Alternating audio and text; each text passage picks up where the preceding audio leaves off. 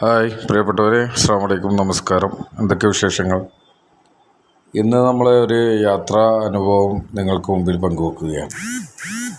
നമ്മളെ ഏറ്റവും കൂടുതൽ നമ്മളെ ചേർന്ന് നിൽക്കാനും അതുപോലെ തന്നെ യാത്രകൾ നടത്താനും ഒക്കെ പല യാത്രകളൊക്കെ നടത്താൻ നമുക്ക് എല്ലാവർക്കും യാത്രകൾ വളരെ ഇഷ്ടമായിരിക്കും.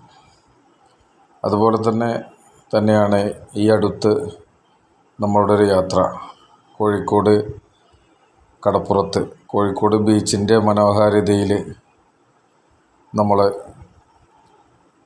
ഒരുപാട് പ്രാവശ്യം പോയിട്ടുണ്ടാവും. എങ്കിൽ കൂടി ഒരിക്കൽ കൂടി നമ്മുടെ ആ ഒരു യാത്ര, കോഴിക്കോട് ബീച്ചിലൂടെയുള്ള ആ ഒരു യാത്ര, അത് നമുക്ക് മറക്കാൻ കഴിയാത്ത അനുഭവം സമ്മാനിച്ച ഒരു ദിനമായിരുന്നു കുറച്ച് ദിവസങ്ങൾക്ക് മുമ്പ്. കോഴിക്കോട് ബീച്ച് എന്ന് പറയുമ്പോൾ കേരളത്തിൽ തന്നെ ഏറ്റവും ശ്രദ്ധേയമായ ഒരു ബീച്ചാണ് കോഴിക്കോട് ബീച്ച്.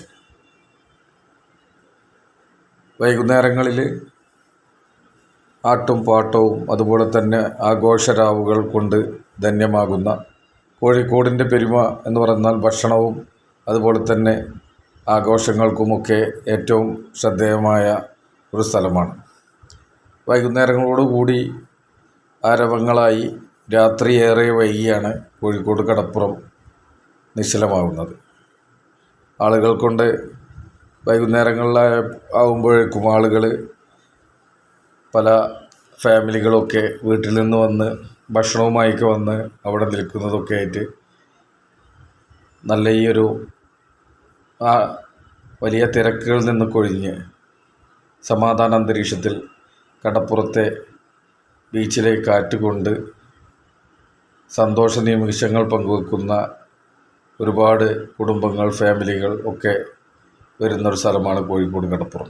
ഏതായാലും വീണ്ടും ഒരു യാത്രയിൽ അവിടെ എത്താൻ കഴിഞ്ഞു. അതിൻ്റെ സന്തോഷം നിങ്ങൾക്ക് മുമ്പിൽ പങ്കുവെക്കുകയാണ്. നിങ്ങളും യാത്രകളെ ഇഷ്ടപ്പെടുന്നവരായിരിക്കാം.